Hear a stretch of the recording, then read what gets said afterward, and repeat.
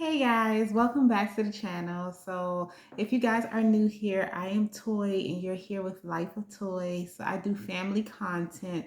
I am a mother, a wife, a security officer. I'm into fitness and I'm also a Jehovah's Witness, Christian, and the list goes on. So if you're into any of the things that I just named, oh, and most importantly, I just bought a new house. So I'm a homeowner in DC.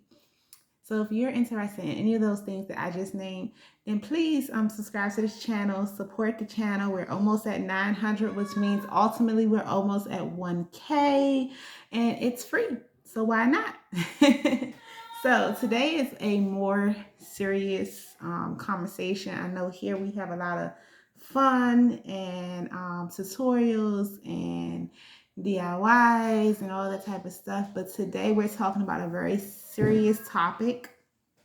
So today we're going to talk about, as the title brought out, do grown-ups still struggle with learning disabilities? So I noticed within the past few weeks, I have gained a lot of subscribers.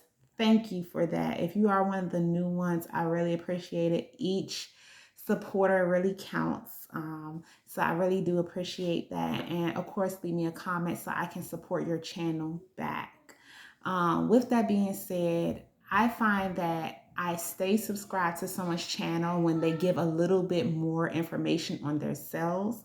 And one thing I have never, ever mentioned in any of my videos is that I have dyslexia. I don't think I've ever mentioned that. I've mentioned lupus, I've mentioned, health issues, but I've never mentioned that. And so a lot of times people associate disabilities such as dyslexia, such as hyper disabilities or behavioral problems, or even ADHD. They associate it with children. So the question that recently I was asked by someone at my job is that, do you still struggle with dyslexia when you're a full-grown adult? And that's a really good question. So just a disclaimer, the information I'm giving you guys is completely based on my own experience, not anyone else's. It does not have any scientific research, no Google, no Siri, none of that stuff.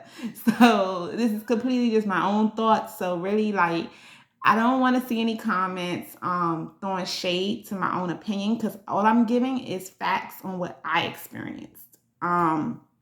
So the quick answer for that question is yes, we do.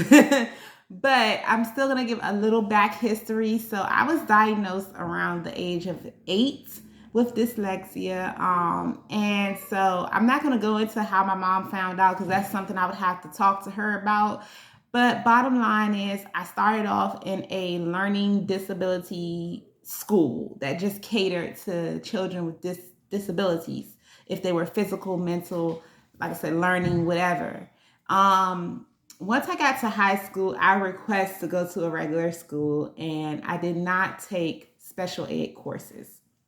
I've always been ashamed of having dyslexia, and I've always felt like I need to prove something to my mom, to the teachers, to the kids. So I purposely did not want to be singled out or put in a category with children who are made fun of or whatever else. And so I felt that I could do fine in a regular setting, and I did. I was an A and B student, but if I'm being honest, I had a good way of hiding my disability. So although I would come to school really early and stay really late and do tutoring and all that good stuff, there was a lot of things I was not grasping the point on. But the thing about school is, especially when it comes to high school, is sometimes it's not what you do or what you know, but it's your attitude.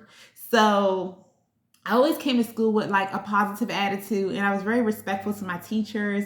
And I think a lot of times that's what really got me a long way, is that my teachers knew I had, IEP. That's what you get if you have a learning disability, and it kind of just touches on your learning disability as an individual and how it affects you. So they knew about my IEP, they knew about my learning disability. So I feel like between that and me just taking the initiative and being really respectful, really nice, and just going beyond, I feel like that's a lot of times what got me an A, not necessarily that I understood what they were teaching. Um, Long story short, I graduated high school and realized that my reading was awful. I mean, terrible, guys. The thing I struggle with most is reading. That is the thing I struggle with the most. And it's not because of I can't read. It's not really that. It's hard to explain, but it's like something with the left and the right side of my brain is that I see things backwards. And that's always been a problem for me. So typically when I see a book, like how a normal or a person without a disability, because I'm normal, let's get that right. But how a person without a disability would see things from left to right, sometimes I tend to see it from right to left, and it really confuses me. I still, sometimes when writing, I may put a B as a D. I might um put the F on the wrong side or the L on the wrong side. Sometimes even comprehension wise, like I may perceive something completely different than what I just read it. So like I might read something that says buy two get one free, and I'll completely understand it as if I buy one, I'm getting another one free. But that's not what it said. It said buy two, get one free. So it's very, yeah, for me, everything when it comes to reading is complicated. And so I honestly didn't really learn how to read well until I was an adult.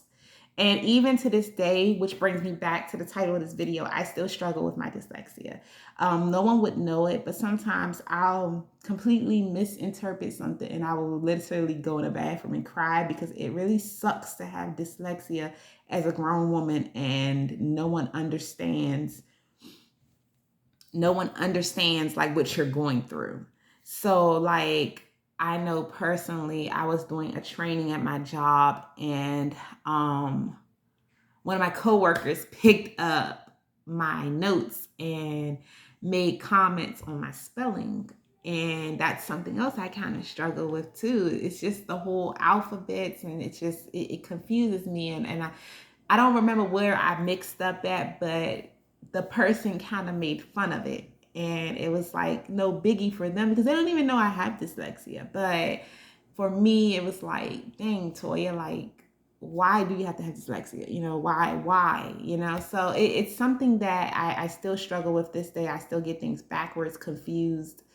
Um, it's very hard for me to study. Studying is something I really struggle with because it's not just studying, it's like understanding the words, focusing. That's something that also is one of my symptoms of dyslexia, as my concentration sucks. So some pointers that I found that kind of were helpful for me was, for one, I use my phone very often.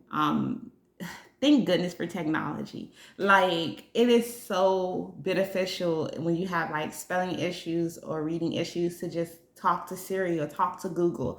I constantly repeat things again and again. Like I could write something out, but before I turn it in, I'm going to reread it a lot of times to make sure that I didn't miss something. So I constantly, these are the things that I use to help me. I constantly recheck my work, rewrite my work. I constantly reread things. I constantly use my phone for spelling check and things of that nature. And then also something that has truly helped me out a lot is reading more often.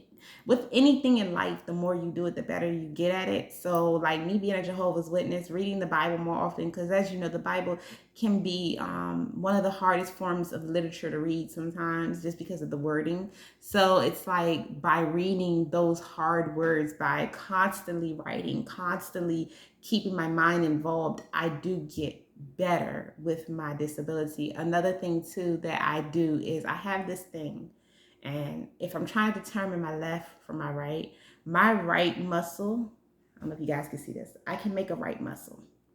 Can you guys see that? I don't know if you can see it really good. Can you see that? Yeah, I can make a right left muscle, but I can't make a left one. Let me show you the difference. Can you see the difference? I don't know if you can really see it, but I can definitely make a right muscle, but I cannot make a left. So whenever I'm trying to determine my right from my left, I make a muscle.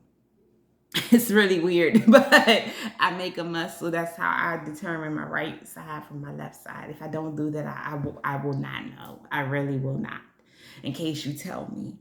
And so I'm not going to go too deep into this subject, guys. I just wanted to give a little glimpse of myself. I don't want this video to be super duper long because I'm trying to work on kind of making my content get straight to the point. And so yeah, leave me a comment. Do you struggle with any learning disabilities? Do you have someone in your family that does? Because if you do, please be sensitive. I was at a meeting one time, and the person that was conducting the meeting said, "Oh, I forgot my part. I had a dyslexic moment." And that made me feel some type of way. It really did. So yeah, just be conscious. It's like saying something about retardation, but yet you're talking to someone who has a form of retardation. Like you have to be very careful with your words, and also just be mindful that there's some people out here who have dyslexia and don't even know it. So please try not to make fun of someone when they're learning something or writing something or reading something. And if you notice somebody struggles with something, if you can't be of help to that person, then shut up. Period.